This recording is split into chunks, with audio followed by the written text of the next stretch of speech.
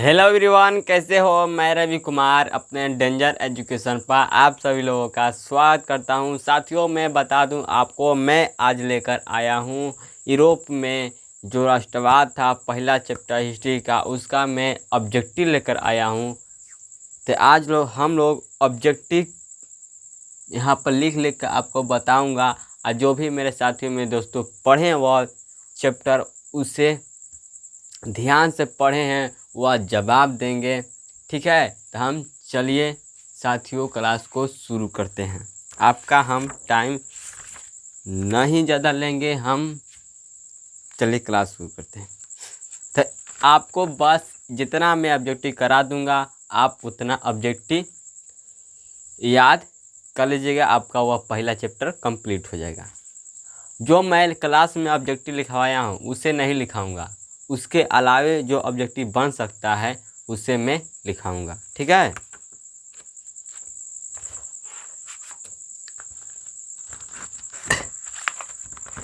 अब जैसे पूछेगा आपको सवाल कि बताइए कि फ्रांस में किस शासक वंश की पुनः स्थापना वियना कांग्रेस द्वारा की गई। तो बताइए बुर्बोन वंश। क्या होगा आपका? बुर्बोन वंश।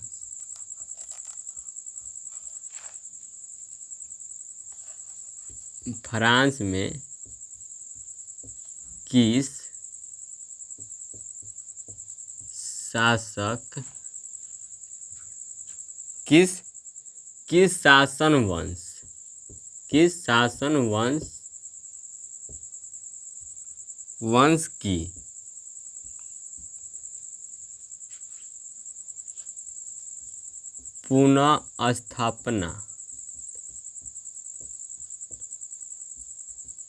पुनः स्थापना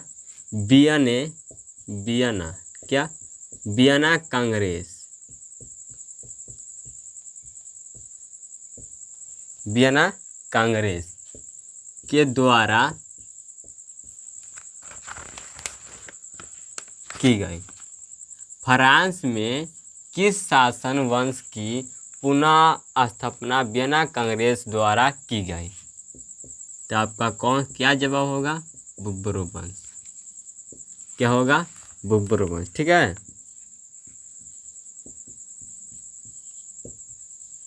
क्या होगा? बुर्बोन वंश। दूसरा आपका सवाल है, इटली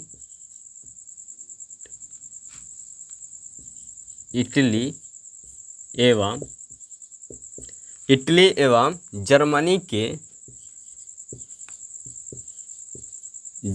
के एकीकरण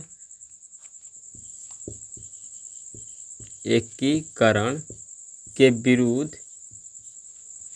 विरुद्ध कौन देश था? विरुद्ध कौन देश था?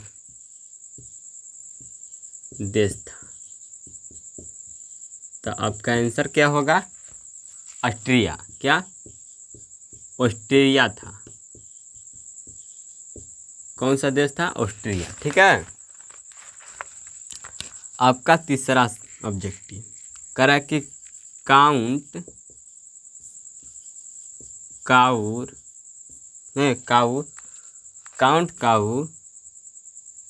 को विक्टर एमेनुअल, ठीक है, विक्टर एमेनुअल ने किस पद पर नियुक्त किया? किस पद पर नियुक्त किया?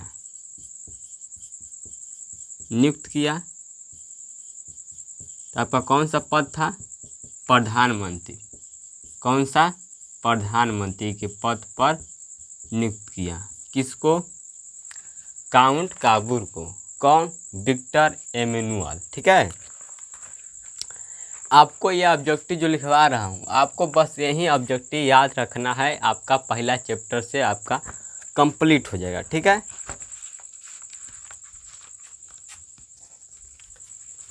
मेरे साथ साथ आप भी लिखिए ताकि आपको याद हो सके।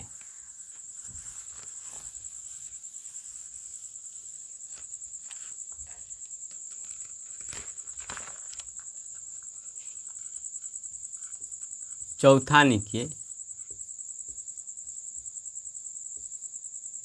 नेपलस की क्रांति कब हुई थी? कब हुई थी? नेपलस की क्रांति कब हुई थी? तो आपका आंसर क्या होगा? 1821 ईस्वी में। 21 ईस्वी में, ठीक है। पांचवा लिखिए,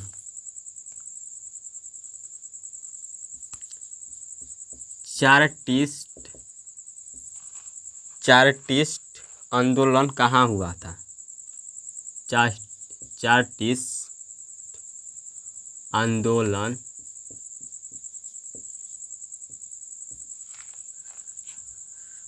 कहाँ हुआ? कहाँ हुआ? तो आपका आंसर क्या होगा? इंग्लैंड में। कहाँ हुआ? कहाँ हुआ था? इंग्लैंड में हुआ था। कहाँ हुआ था? इंग्लैंड में। कहाँ हुआ था? इंग्लैंड में हुआ था, ठीक है। छठवां लिखिए, एड्रियानोपुल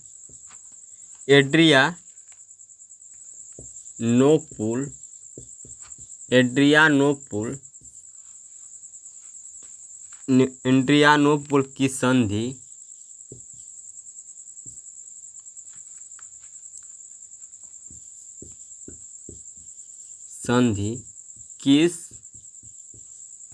किस देशों के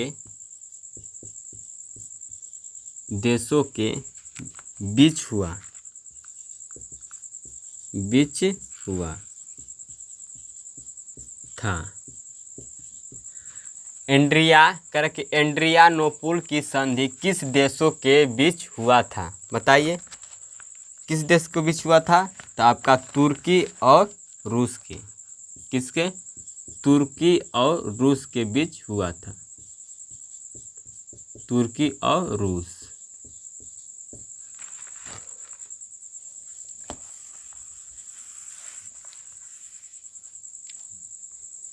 आप छठवां लिखिए। छठवां कहता है सेडोन, ठीक है। सेडोन का युद्ध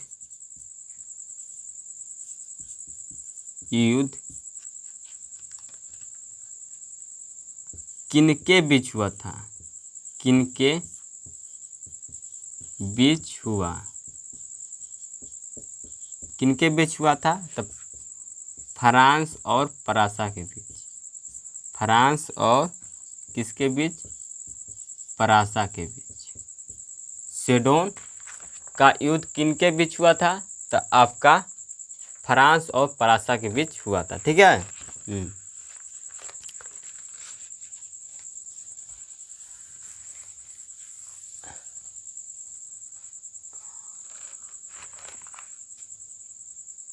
ओ, ये 7 है आपका, 7 होगा।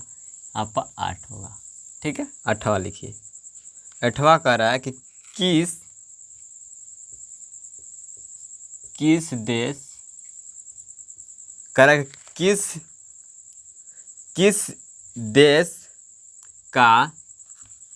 देश का हंगरी किस देश का हंगरी पर पूर्ण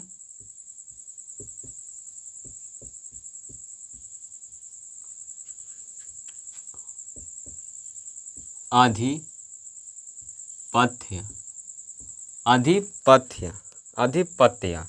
था? कची कनिका आधिपत्य था, जो आधिपत्य था। किस तरह के किस देश का हंगरी पर पूर्ण आधिपत्य था? तो आपका क्या होगा? ऑस्ट्रिया बता। ऑस्ट्रिया आपका 9वां है, इसे मिटा देता हूँ।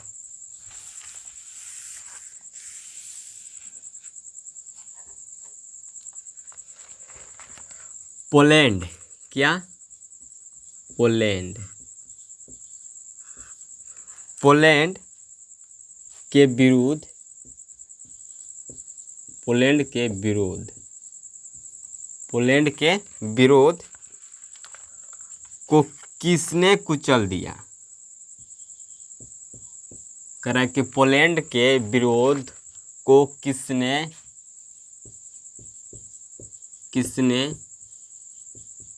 कुचल दिया? किसने कुचल दिया? किसने कुचल दिया? तो आपका रूस ने। क्या? रूस ने। रूस ने। ठीक है। 10वां लिखिए। 10वां कह रहा कि सन 1870 ईस्वी में जब फ्रांस और फ्रांसा के बीच युद्ध हुआ था।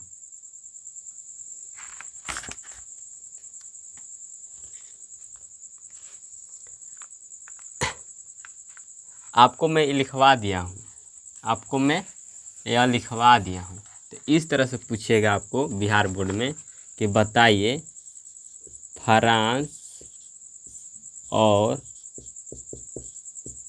फ्रांसा कर के फ्रांसा के बीच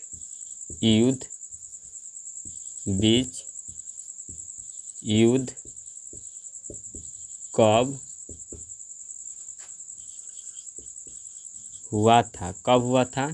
1870 में। ऐसे पूछेगा। ठीक है, 1870 में ऐसे पूछेगा व्यक्ति। आपका 11वां है सवाल कि बताइए कि किस युद्ध के बाद जर्मनी का एकीकरण पूरा हुआ? बताइए कि किस युद्ध के बाद जर्मनी का एकीकरण पूरा हुआ? तो आपका क्या हुआ? पूरा हुआ। किस युद्ध के बाद? तो आपका जो सेडोन का युद्ध था उसके पूरा होता है। सेडान। ठीक है, सेडोन के युद्ध के बाद।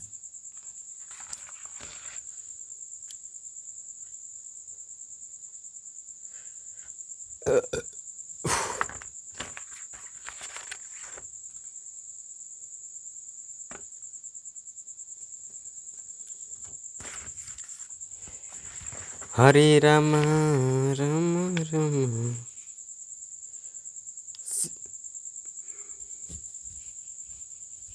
ठीक है, क्या होगा? सेडोन का युद्ध के बाद। अब लोग हम आगे चलते हैं।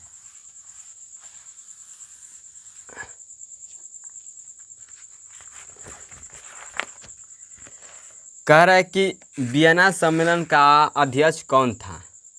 पूछेगा आपसे 12 नंबर।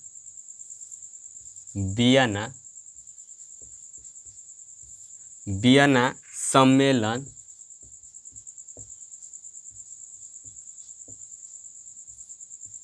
का अध्यक्ष, कह रहा कि अध्यक्ष या अध्यक्ष कौन था? अध्यक्ष कौन था? तो आपका कौन था? मेटरनिख। कौन था? मेटरनिख। कौन था? मेटरनिख था। आपका 13 नंबर सवाल कह रहा है कि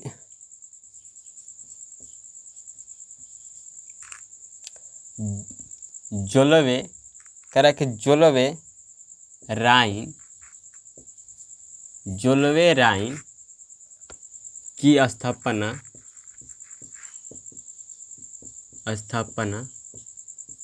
ठीक है, जोलवे, कह रहा है कि जोलवे राइन की स्थापना किस राज्य ने की? किस राज्य ने की, किस राजा ने की? तो आपका क्या होगा आंसर? पराशा ने। क्या होगा? पराशा ने। पराशा ने किया था स्थापना किसका? जोलवे राइन का।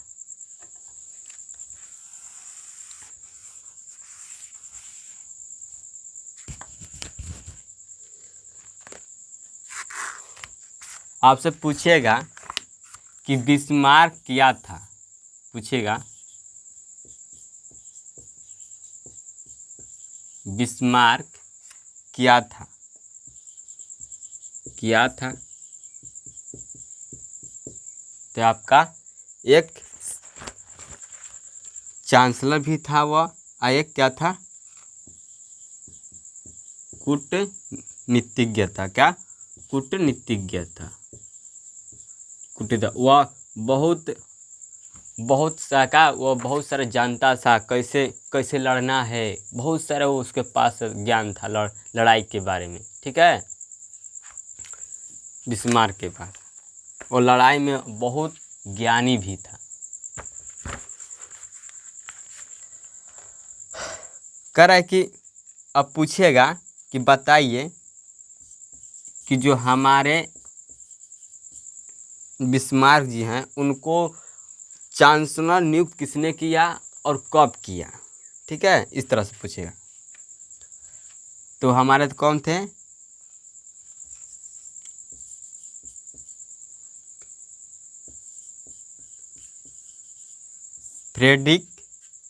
फ्रेडरिक विलियम थे। कौन थे? Frederick William. अब पूछेगा इससे, फ्रेडरिक विलियम ने पराशा का चांसलर कब और किसको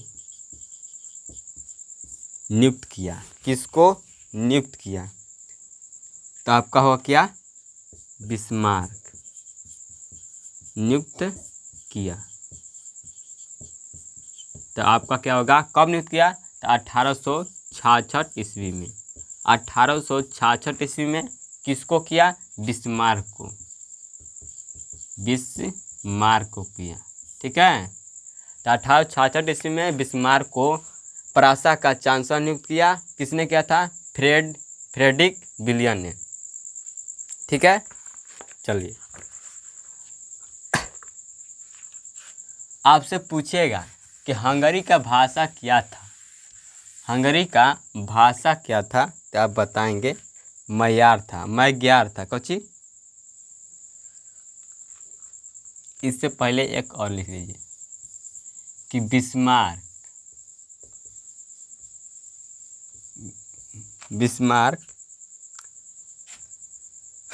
बिस्मार्क किस विद्वान की विचारधारा से प्रभावित था? किस विचार कि बिस्मार्क किस विचारधारा से, किस विद्वान की विचारधारा से?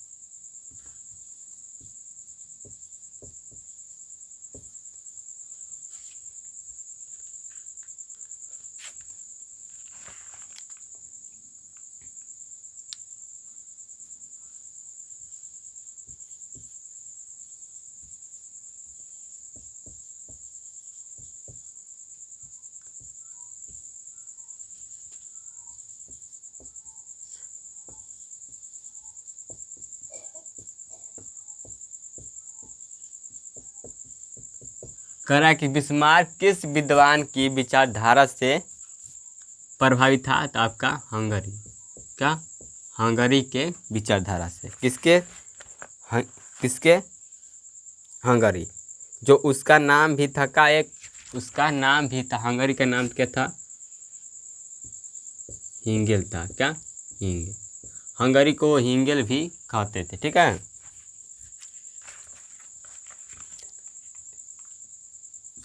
17 नंबर आपका सवाल है। कहता है कि हंगरी जो था,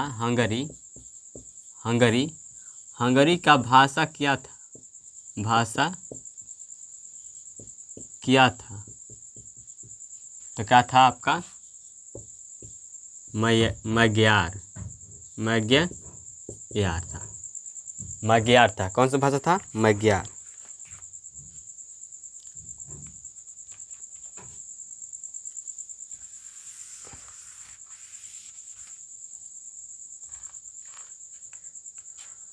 अब 18वां प्रश्न पाजिए। कहता है कि विश्व जो आपका हंगरी, बताइए कि हंगरी आंदोलन, हंगरी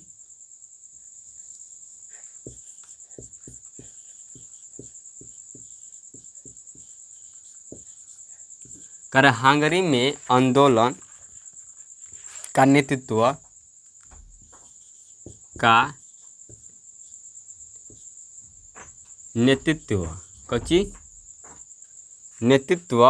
किसने किया था? किसने किया था? किसने किया था? तो आपको कौन थे? कोसूत थे। कौन? कोसूत थे। कौन थे? कोसूत ने किया था नेतृत्व। आपका 19वां सवाल है कि बताइए यूनान में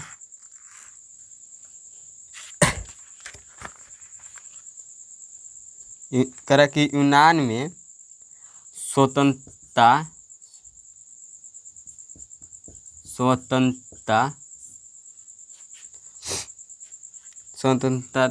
संग्राम कि यूनान में स्वतंत्रता संग्राम में किसकी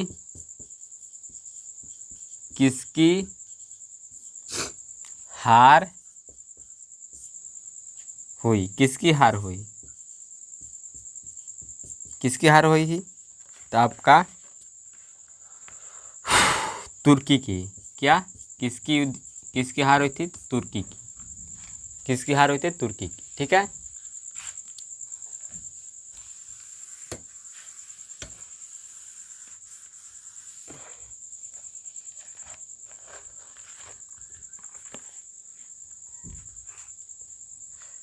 कि नेपोलियन कोड में कुल कितने कोड हैं?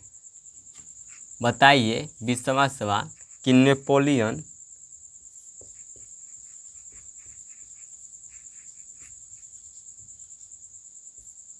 कि नेपोलियन कोड में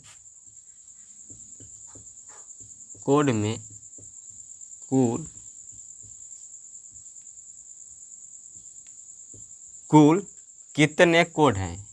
कितने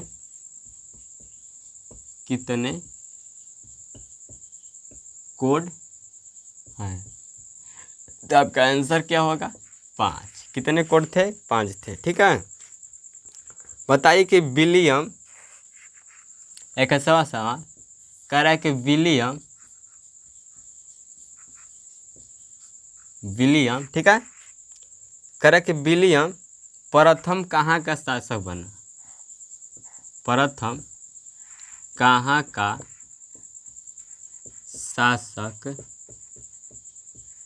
शासक था? कहाँ का शासक था? ठीक है। कहाँ का शासक था? तो वो परासा का शासक था। ठीक है। कि नेपोलियन ने जर्मनी में 22वां साल कर रहा है कि नेपोलियन, रुक जाओ,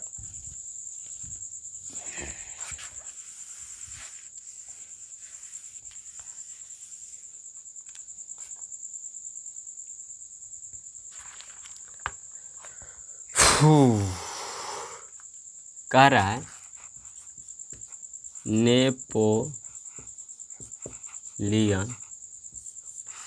नेपोलियन ने जर्मनी, ठीक है, जर्मनी में किस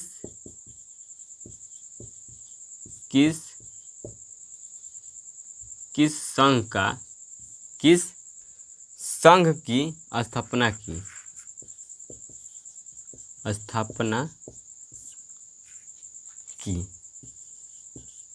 तो अब क्या आंसर होगा? राइन संघ। क्या? राइन संघ। नेपोलियन ने जर्मनी में किस संघ की स्थापना की? तो वह राइन संघ था। कौन सा संघ था? राइन संघ। कह रहा है कि आपका 23वां नंबर ऑब्जेक्टिव कह रहा है कि बताए किस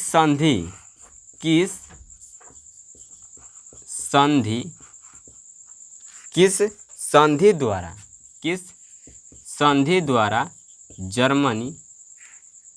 जर्मनी का एकीकरण पूरा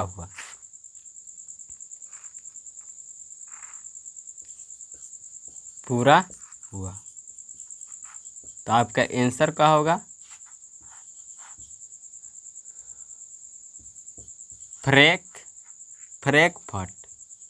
फ्रैंकफर्ट की जो संधि है उसी संधि के द्वारा क्या हुआ? एकीकरण संभव हुआ। कहाँ का? जर्मनी का। ठीक है। 23 नंबर आपका हो गया। कितना टाइम हुआ? अभी 26 हुआ। फटाफट मेरे साथ साथ लिखिए। अभी कम से कम बड़ी लिखना है ऑब्जेक्टिव। देखो, मैं इसे पढ़कर मैं इसे ऑब्जेक्टिव लिखा। ऑब्जेक्टिव लिखने के बाद मैं आपको लिखवा रहा हूँ। ठीक है।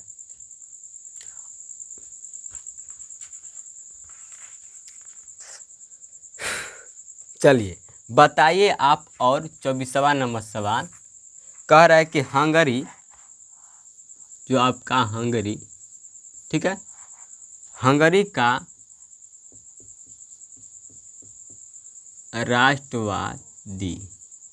का राष्ट्रवादी नेता कौन था? राष्ट्रवादी नेता कौन था? बताइए। तो आपका कौन था? वह आपका कोसूथ था। कौन था? कोसूथ। ठीक है। कह रहा है कि हेगेल कौन था? 25वां नंबर कह रहा है कि हेगेल कौन था? हेगेल कौन था? तो एक वह दार्शनिक था।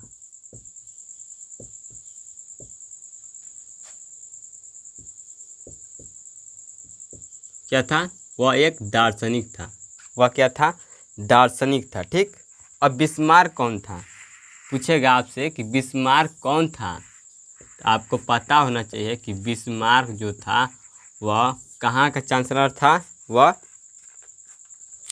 वह परासा का चांसलर था। कहाँ का चांसलर था? परासा का।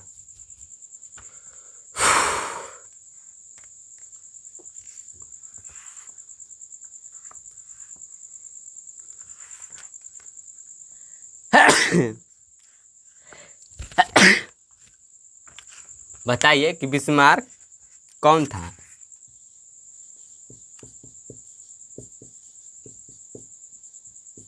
बिस्मार्क कौन था? बताइए। तो जर्मनी का क्या था? जर्मनी का चांसलर था। जर्मनी का चांसलर था। क्या था? चांसलर था। क्या था? चांसलर था। ठीक है। बताइए आप 27वां सवाल कि विक्टर, जो आपके विक्टर थे, विक्टर एमेनुअल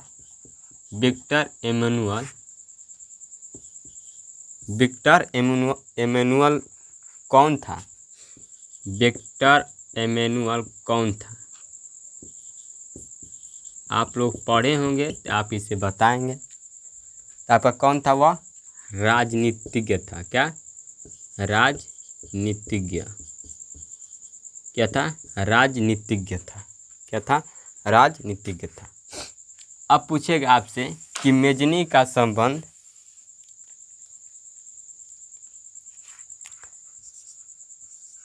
28वां कह रहा कि मेजनी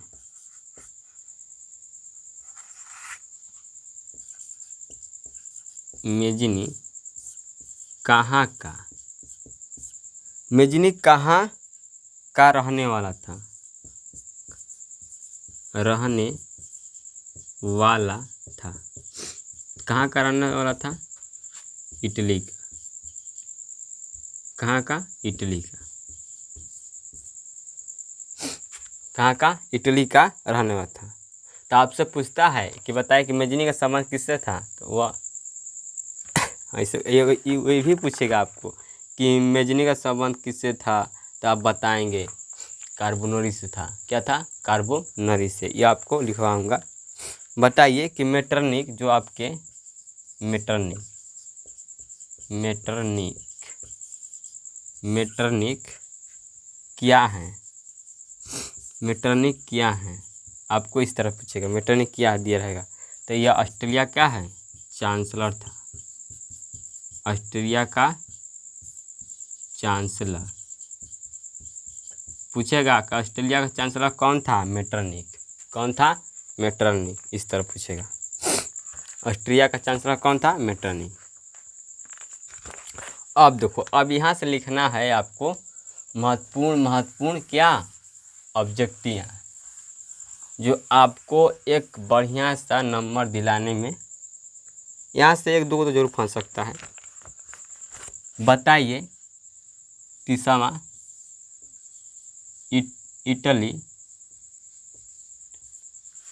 इटली एवं जर्मनी में, इटली एवं जर्मनी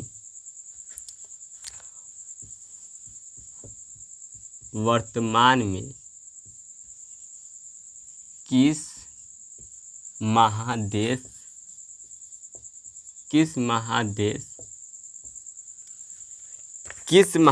के अंतर्गत आते हैं?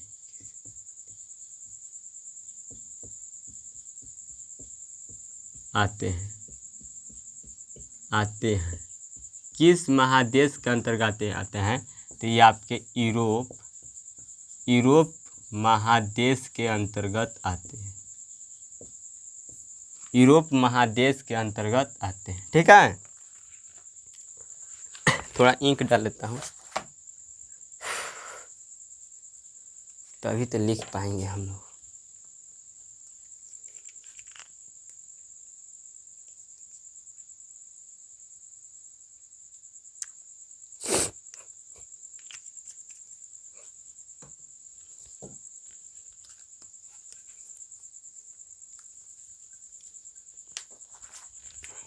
आपसे पूछेगा एक तीसरा नंबर सवाल कि मेजनी का पूछेगा कि मेजनी का संबंध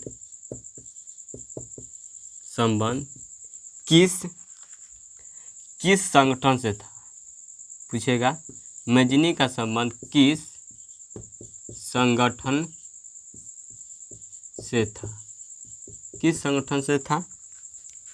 तो आपका होगा आंसर क्या? कार्बोनरी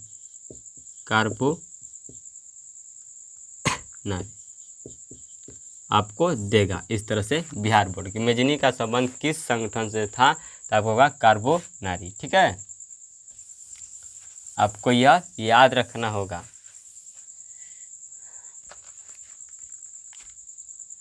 अब देखो, मेरे पास तो अथू नहीं है, मेरे पास तो डिजिटल बोर्ड नहीं है कि मैं इसे एक के बार PDF में लेके आता और फट आपको पढ़ के टिक लगा देता। तो मेरे पास जो वाइट बोर्ड है तो उसी के साथ मैं पढ़ाऊँगा। ठीक है, तो आप लोग सोचते हैं कि फटाफट हो जाए, फटाफट नहीं हो सकता है मेरे दोस्त, टाइम लगेगा इसमें। ठीक है, आज जो शॉर्टकट रास्ता जो होते हैं ना, उनके लिए बहुत घातक हो सकता है। शॉर्टकट रास्ता कभी नहीं, जब आपके पास जब टाइम ख़त्म हो जाए तब आपको शॉर्टकट, कोई उपाय ना बचे तब शॉर्टकट की तैयारी करें। जब अभी टाइम है तो आप लॉन्ग की तैयारी करें। अगर लॉन्ग की तैयारी करेंगे तो आपसे कोई ऐसा कि काम नहीं हो सकता। तो शॉर्टकट की कोई यहाँ पर उपाय नहीं है। बताइए कि जर्मन राइन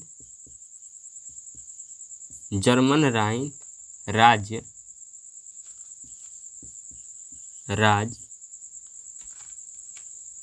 का निर्माण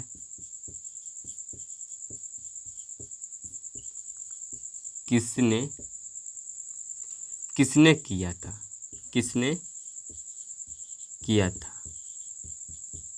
कह रहा है कि जर्मन राइन राज्य का निर्माण किसने किया था? तो आपको क्या होगा? नेपोलियन। ठीक है, नेपोलियन बोनापार्ट। नेपोलियन बोनापार्ट किसके द्वारा किया गया था? तो आपके निर्माण जर्मन राइन राज्य का निर्माण किसने किया था? तो आपका नेपोलियन बोनापार्ट ने किया था। अब बताइए, आपको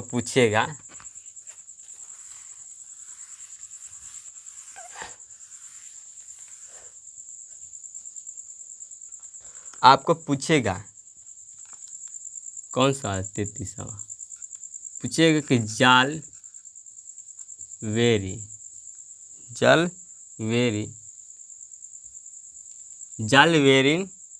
क्या थी?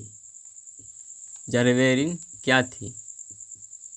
इस तरह पूछेगा, जालवेरिन क्या थी? तो आपका व्यापारियों की एक संस्था थी।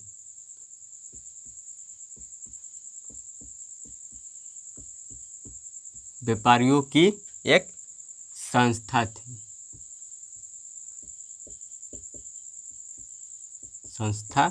ठीक है, बताइए 34वां सवाल कि यूरोप वासियों के लिए किस देश का साहित्य एवं विज्ञान प्रेरणा स्रोत रहा? यूरोप यूरोप वासियों के लिए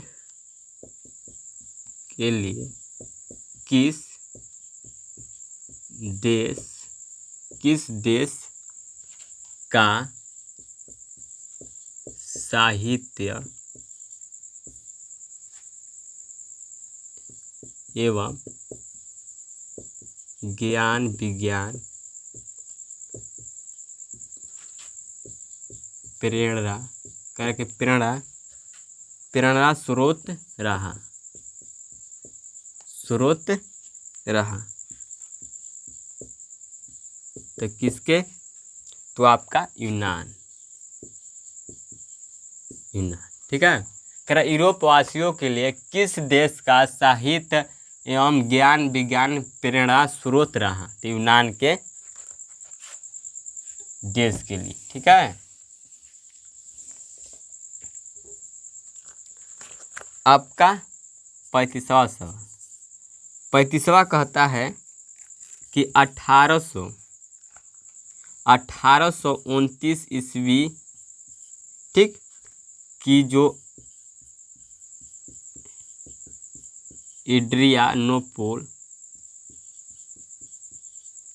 एड्रियानोपोल की संधि हुई थी। ठीक है,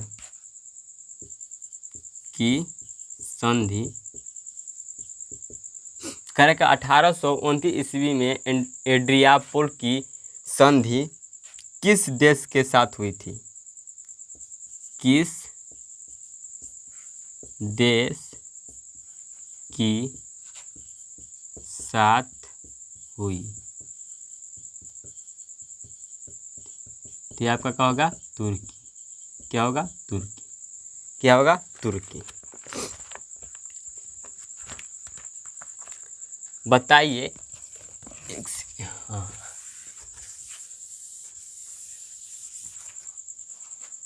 बताइए 36वां सवाल।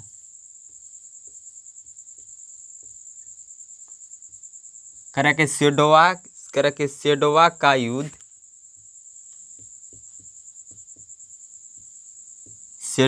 युद्ध किन देशों के बीच हुआ? किन देशों के बीच हुआ? किन देशों के बीच हुआ था? तो आपका ऑस्ट्रेलिया और परासा के बीच। ऑस्ट्रेलिया और किसके बीच? परासा के बीच हुआ था। ठीक है, बताइए कि हंगरी की राजधानी कहाँ है। हंगरी की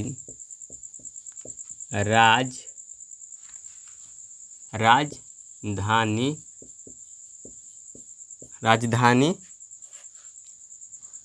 कहाँ थी। तो आपका क्या होगा, बुडापेस्ट। कहा था,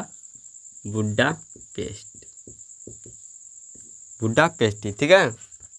बताइए कि पोलैंड में आंदोलन कब हुआ। और तीसरा सवाल, बताइए पोलैंड में आंदोलन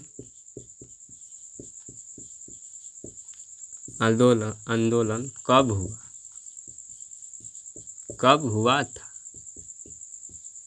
हुआ था। यह धीरे आ जा रहा है मेरा। कब हुआ था, तो आपका 1863 में। कब, सन 1863 ईस्वी में। ठीक है। बताइए यूनान की स्वतंत्रता कब मिली। 39 सवाल। यूनान की स्वतंत्रता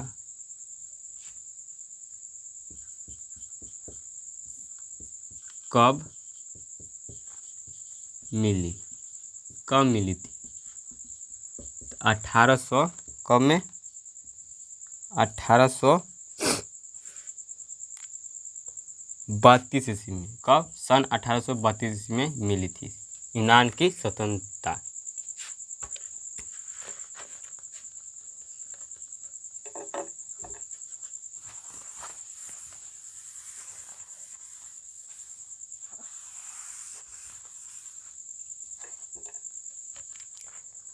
अब हम आगे चलते हैं। बताइए कि राजमहल, 40वां सवाल,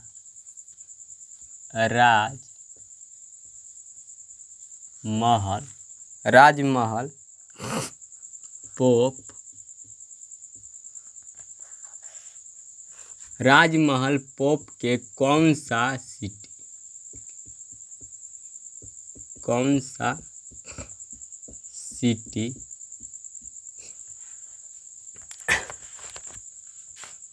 सिटी में स्थित है। बताइए।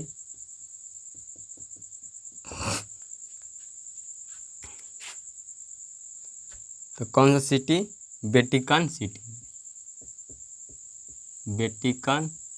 में स्थित है।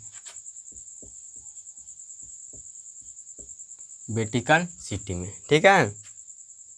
करा कि 1848 की फ्रांसीसी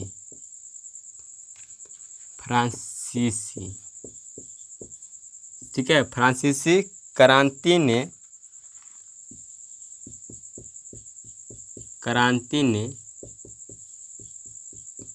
किस युग, बताइए किस युग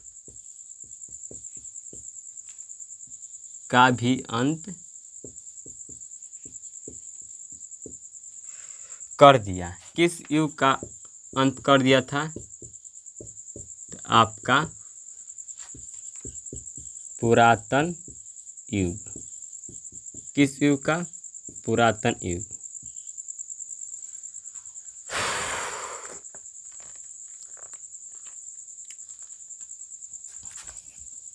ईट जा रहा है।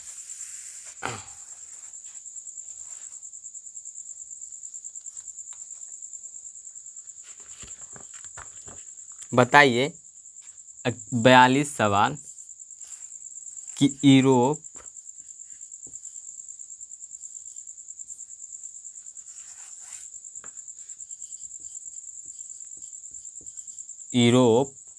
ठीक है, यूरोप का मरीज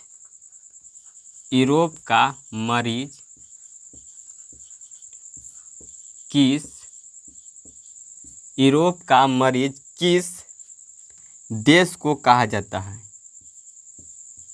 किस देश को कहा जाता है? कहा जाता है। यूरोप का मरीज किस देश को कहा जाता है? किस देश को कहा जाता है? तुर्की को। किस देश को कहा जाता है? तो आपका आंसर क्या होगा? तुर्की। क्या? तुर्की। बताइए कि मेटरनिक का पतन किस वर्ष हुआ?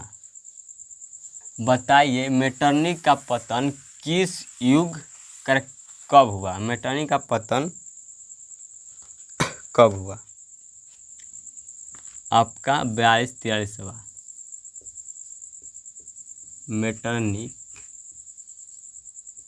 मेटरनिक का अंत किस वर्ष हुआ? किस वर्ष हुआ? तो 1848 में। 1848 में। कह रहा कि मेटरनिक का अंत किस वर्ष हुआ? तो 1848 में। पूछेगा आपसे 44 सवाल कि बताइए कि राष्ट्रवाद की अवधारणा, राष्ट्रवाद की अवधारणा ठीक है, का जन्म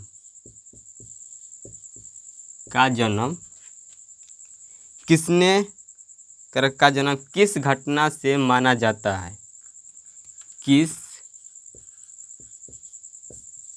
घटना से माना जाता है? किस घटना से माना जाता है? तो आपका जब फ्रांस की क्रांति हुई तब से, की क्रांति हुई तब से का राष्ट्रवाद की अवधारणाएं का जन्म किस घटना से माना जाता है? तो आपका फ्रांस की क्रांति से माना जाता है। इसके चलते क्या हुआ? राष्ट्रवाद की जन्म हुआ।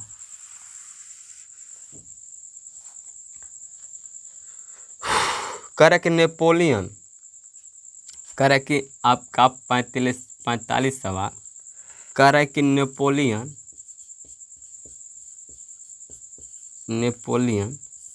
ठीक है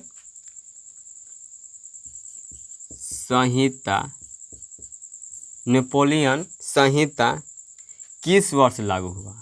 किस वर्ष लागू हुआ? किस वर्ष लागू हुआ? तो आपका आंसर क्या होगा? 1800 सन 1800 कब में? 1804 में। क्या हुआ? नेपोलियन संहिता किस लागू हुआ ना? 1840 में। बताइए जर्मनी का एकीकरण किस वर्ष पूरा हुआ?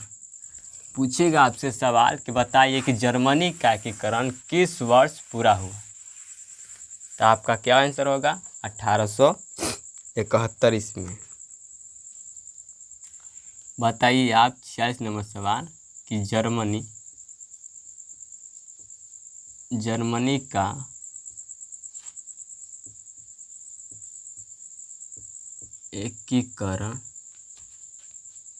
एकीकरण किस वर्ष पूरा हुआ?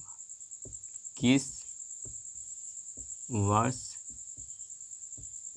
पूरा हुआ?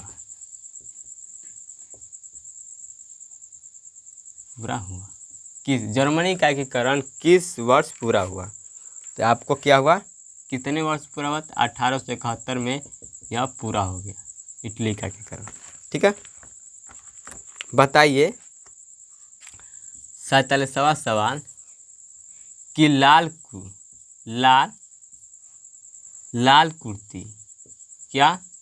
कुर्ती का गठन किसने किया? लाल कुर्ती का गठन किसने किया? किसने किया था? बताइए कि लाल कुर्ती का गठन किसने किया था? तो आपके कौन थे?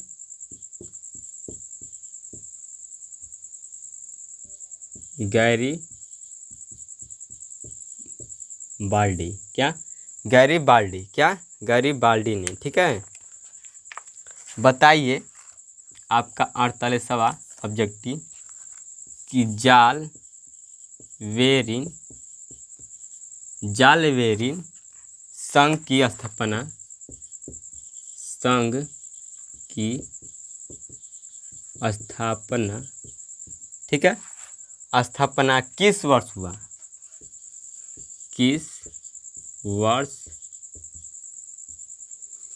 हुआ।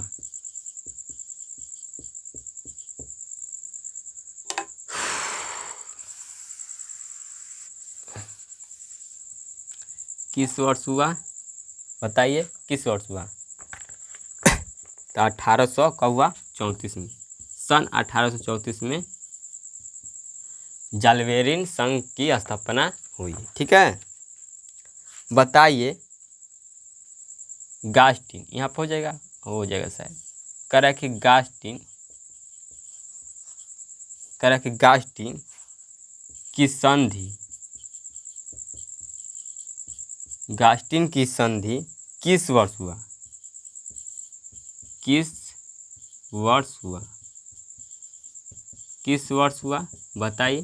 तो 1866 ईस्वी में, सन 1866 ईस्वी में क्या हुआ, संघ की। अब आपका एक लास्ट सवाल है ऑब्जेक्टिव का।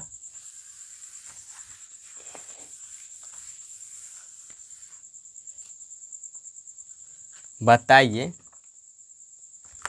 कि किस वर्ष, आपका 50 नंबर सवाल, किस वर्ष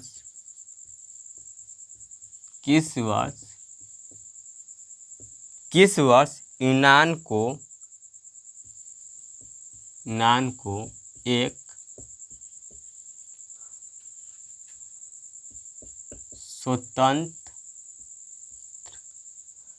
स्वतंत्र राष्ट्र घोषित किया गया।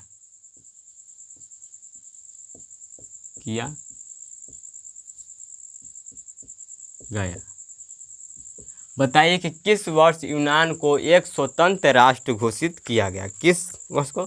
तो आपका सन 1832 ईस्वी में क्या यूनान को स्वतंत्र राष्ट्र घोषित कर दिया गया। तो आपका यह 50 ऑब्जेक्टिव आपको जो मैं क्लास में कराया हूँ, लिखाया हूँ, वो उतना ऑब्जेक्टिव आप कर लगते हैं तो आपका यह चैप्टर क्या हो जाएगा, कंप्लीट हो जाएगा। क्या हो जाएगा, कंप्लीट हो जाएगा। क्या हो जाएगा, चैप्टर आपका कंप्लीट हो जाएगा। तो आप लोग अगर कोई आपको पढ़ाता है, ठीक है, डिजिटल बोर्ड पर, तो आप क्या करते हैं, खूब लाइक सब्सक्राइब करते हैं। और मैं जब पढ़ाता हूँ वाइट बोर्ड पर लिख कर, तो आप लोग सब्सक्राइब नहीं करते हैं, लाइक नहीं करते हैं। तो लाइक सब्सक्राइब कीजिए दबा कर दम, ताकि इसमें बहुत मेहनत लगता है। वो आपके जो डिजिटल बोर्ड पर है तो क्या करते, लिख के ले आए, सब आराम से पढ़ कर टिक लगवा दी। बाकी मैं यहाँ पर लिख भी रहा हूँ और आपको बता भी रहा हूँ। तो मेहनत लगता है मेरे दोस्त, इसलिए चैनल को सब्सक्राइब कर, लाइक करें, शेयर करें। मिलते हैं अगले वीडियो में। जय हिंद, जय भारत। और मैं आपको बता दूं कि आपका दही वाली मगमा था, उसका मैं ऑब्जेक्टिव कल लेकर आऊँगा। तो मिलते हैं अगले वीडियो में। जय हिंद, जय भारत।